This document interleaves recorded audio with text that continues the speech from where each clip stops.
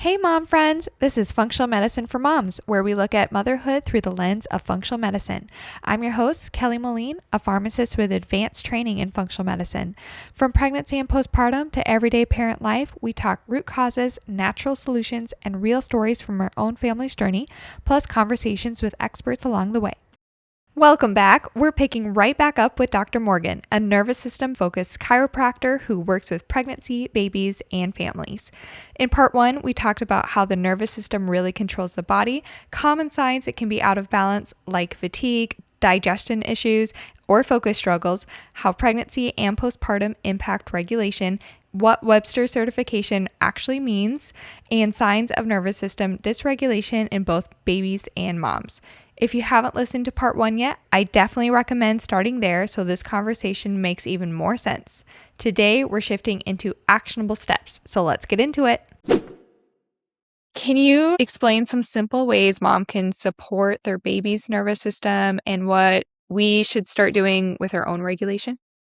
Yeah. So now that we're talking about that, like normal versus needing some extra support, there's so many wide ranges of normal. And so not every fussy baby needs intervention. And what I encourage parents to do is look for patterns. So something that feels persistent or something that's affecting your life. So if it is, like you're saying, the witching hour, if that is starting to cause your body as a mom to not feel regulated, then that's a sign that this is a persistent pattern that we need to get someone to look at.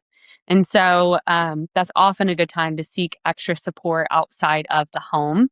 And support doesn't mean that it doesn't mean something is wrong. It just means that we're giving the nervous system a boost to get them back at ease, because it always comes back to those three things that they need to do in order to survive, because babies can't be in fight or flight mode and rest and digest at the same time. That doesn't exist. Eating, sleeping, and pooping live in a parasympathetic world. The sympathetic dominant world is where we get all of that reflux, fussiness, over fussiness, colic, where we get gas and constipation. All of that lives over here. Latching difficulties live over here. And our world of chiropractic care lives over here when the body's at ease and it's able to do what it's designed to. Perfect. And so, what should we look for with a prenatal or pediatric chiropractor? I know we talked about the Webster certification already, Yeah. but what should we look for? So we want you as a consumer or you as a parent to feel connected to what the goals are for each kiddo. So let's say that you go into an office and you're greeted, but it's not a loving, warm hug. And you need that loving, warm hug postpartum, because no one knows what you're going through behind. Whenever you get home, no one knows. And so you want to go to a place where you can breathe, where you can, as a mom, relax, because your baby is not going to be able to relax if you're dysregulated. So Sure. you need to feel at ease with the decision wherever you go. Now, I've had moms say, I've gone to 4 different places and you're the last one we've landed on. You're our last hope.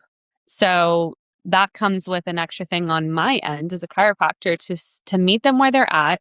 And every chiropractor should meet you where you're at. If you don't feel like they are, then they might not be a right fit. But everyone should look for their body to feel at ease with the decision that they're making for a chiropractor. I think that's first and foremost as a parent, making that kind of decision on who's going to care for your little angel baby that is new to this world. And then the second one would be doing some research. So looking through that ICPA website that I was talking to you about, looking through the pediatric experience website, which I'll also send you. That's where nervous system based doctors are usually on that website as a member and or pediatric certified or PX certified. So those are 2 places that I would look for my kiddo in order to receive either nervous system based care or prenatal and pediatric care. Beautiful. Yeah, we want the best if we're going to be We having we care want for our the babies. Yes, you just want your family's nervous system to feel at ease when you walk in the door. Yeah. Perfect. With pregnancy and then postpartum and babies, when should you start? Let's say nothing's screaming that something's wrong, but you want to maybe Yeah. get ahead of it. So let's start Yeah. with pregnancy. When do you recommend that pregnancy start? Like right when you find out you're pregnant, at the 20-week mark, closer to third Yeah. trimester? So I think it depends on if there was some fertility difficulty. If there was fertility difficulty, then I would say right away, as soon as those lines turn double blue, because it's very important that your nervous system get regulated. If you have had successful pregnancies in the past, and this is potentially another successful pregnancy, then I would say you're free to wait until, if there's nothing screaming, wait until the end of the first trimester. That's totally fine. If you're really busy with life, because life is crazy, for sure by the third trimester, you need to be seeing a chiropractor. That way, your body has at least 14 weeks of nervous system regulation to go through one of the biggest neurological shifts. And how often would you say? Yeah, it depends. Whenever we're starting off, every chiropractor, again, is very different. Everybody's circumstances is different.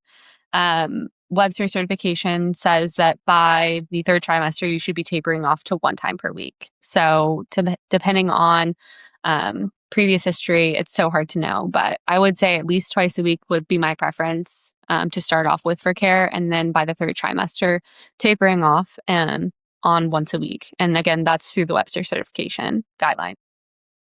Okay, good to know. And then you mentioned fertility and infertility. Would you say because of the nervous system regulation that if you are having, fertility issues that can help as well? Absolutely, especially with the amount of hormones that have to be injected, and all of the different things that have to be injected into the body. That's a toxin, and so the three pillars of, or there's so many threes this time, but with chiropractic care, there are thoughts, traumas, and toxins. Those are the reasons for subluxation. That's the reason for chiropractic care, or the reason that there are misalignments in the spine. And so, if we're adding a lot of toxin exposure, then we're going to have a higher likelihood of being subluxated or misaligned in the spine. Sure. And then you talked about like end of first trimester, which made me think of a lot of people have nausea or other symptoms, happening, whether that fatigue, headaches. I know I suffered from a lot of headaches, especially in the first trimester, and fatigue. I didn't experience any morning sickness, but I know that's really common in the first trimester. Would you Yeah, say that chiropractic helps that at all? absolutely. So if we were symptomatic, so that would be like nausea, reflux, or I guess GERD. If you're having any type of symptom of any sort, anything that you would tell your OB-GYN symptom wise, I would immediately go to a chiropractor. Just to help regulate what's going on, to help ease the body, help ease the nervous system, because puking is we're we're stuck in that fetal position again when we're puking. And so that is a body's mechanism of being in fight or flight or sympathetic dominant. That's fantastic. Let's say then you have the baby Hmm. and you're newly postpartum, you have this brand new baby. When do you start chiropractic? Again, maybe just to get ahead of it or whatever. Or you had a hard birth, maybe you had an easy birth. When do you start? Yeah.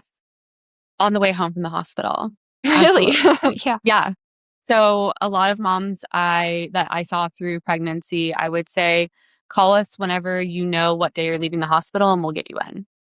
I had my son adjusted 1 day old. I would have had him adjusted earlier, but the timing of it was not ideal. So he ended up getting adjusted the next morning. If I could have adjusted him like within the moment, I would have, just because of how traumatic it was. But yeah, it doesn't really necessarily matter on the traumatic experience on the mother's end. Birth, no matter how beautiful, I think I said it earlier, is still a trauma or a traumatic event. No matter how natural, no matter vaginal in a water birth, at home, in bed, like it's beautiful, but it's still a traumatic process. Yeah. Um, and then I think you said you had a personal story with this. Do Yeah. you want to share? Yeah. So, whenever we're talking about one things moms stress about, I got kind of stuck and hung up on that question. the easy answer is one things moms stress out about is trying to make everything perfect. That's like the easy layup of an answer because we are trying to do everything perfectly for our baby. No mom is trying their hardest to not be perfect because it's a new concept anyway. But I think that sleep has been my biggest stressor as a mom. And so honestly, it still is. But I know Sleep how for important you or sleep, sleep for your baby? my baby. Yeah. Okay. So one thing like new mom, I guess, stress out about would be sleep for me, at least.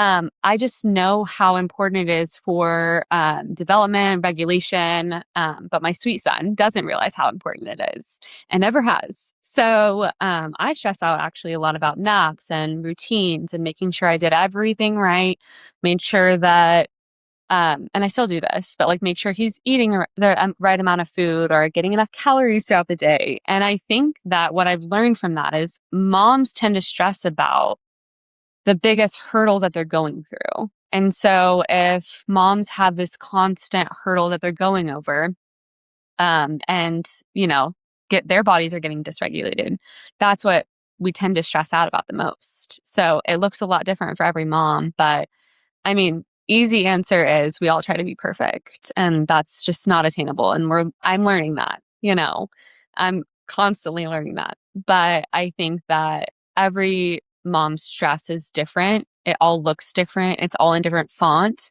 But it's real and it feels real. So it's important to get yourself regulated, which luckily I get adjusted once a week. So that's helpful. Yeah. Perfect. The doctor needs help too. We all do. We all do. Hey, really quick before we jump back in, I just want to share this in case it's meant for someone listening right now. If you're a mom who feels like you're just surviving the day, relying on caffeine just to function, or if you've been feeling off in your body, even months or a year postpartum, you are not alone. I also work with women who are trying to prepare their body for their first pregnancy or their next pregnancy and want to do it a natural, proactive way. Through my functional medicine practice, I offer a health analysis appointment where we really take the time to look at your symptoms, your health history, your lifestyle, and decide which labs would actually be helpful for you. That might include things like cortisol and hormone testing, gut health, metabolic health, and more. And all of these labs get shipped directly to your home, so it's very convenient. Once results come in, we walk through them together so you can fully understand what's going on in your body, and we build a personalized supplement and health plan with optional coaching support as well.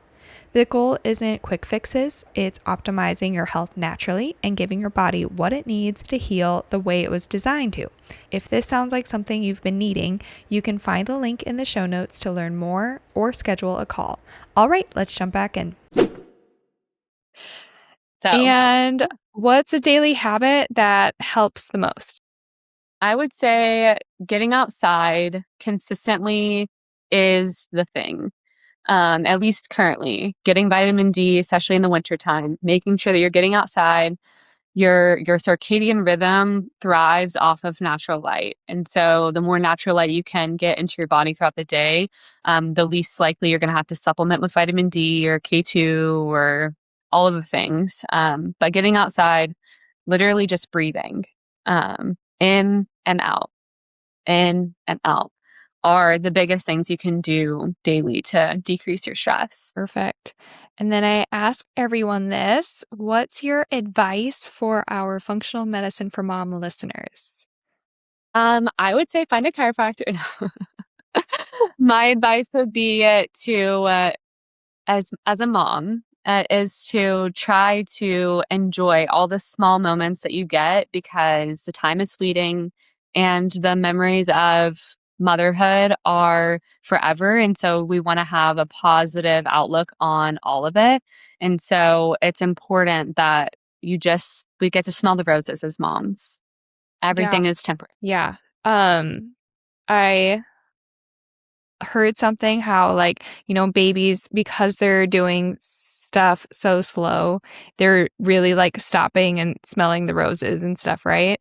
And even my baby, who's 12 months now, loves to climb the stairs. Like as much as she can, she wants to climb the stairs if we have that baby gate open. But the way she stops and like sees every piece of carpet that's unaligned and like picks at it and then looks at the wall and she's like, there's a scratch on this wall, and like goes to each part. I'm like, that's how we should be a little bit. I'm just like climbing the stairs. I don't look at anything. And she's slowly just looking and enjoying in no rush. And so sometimes it's just a good reminder. Amazing. It's a great reminder. Yeah. Sometimes we need to get somewhere though, but I know there are times where mommy's got to go and we do have to put the shoes on because we can't wait and we can't go down the slide again. We do need to get your shoes on right now because we got to go to school because mommy's going to be late. So there are times where I'm doing it with a smile, but we're in a rush. We got to go. Mm-hmm. Yep, exactly. Okay. I think that is great. Thank you so much. Oh, where can they find you, Dr. Morgan? Yeah. So I am Continuum Chiro on Instagram, and you can always go over there to see what I'm doing. And then I'm Dr. Morgan Ray Malpass on my personal. Perfect. Awesome. Okay. Well, I know that I love following you on Instagram and seeing what you're up to, and that scan that you have sounds really cool. So I got to get my butt in there and do that. I really want you to. I'd be so interested to see what it looks like. Yeah, perfect. All right. Thank you. Thank you. Thanks so much for listening to my podcast, Functional Medicine for Moms. If you enjoyed today's episode, make sure to subscribe so you never miss one, leave a quick 5-star review, and share it with your mom friends who love it too. I'm Kelly with a background as a pharmacist and training in functional medicine. I help women move past fatigue, brain fog, gut issues, and hormone struggles so they can thrive in everyday life or prepare for a healthy pregnancy. Through lab testing, personalized supplements, and functional medicine coaching, I help you feel better, faster, naturally. Want to connect more? Head over to molinmethod.com or come hang out with me on Instagram and YouTube at Functional Medicine for Moms. On my site, you can order professional grade supplements at my discount or book a free discovery call if you'd like to see how we can work together on your health. This podcast is for educational purposes only and not medical advice. Always talk to your provider before making changes to your health plan. And remember, healthy moms raise healthy families. Catch you next time. New episodes released every Wednesday.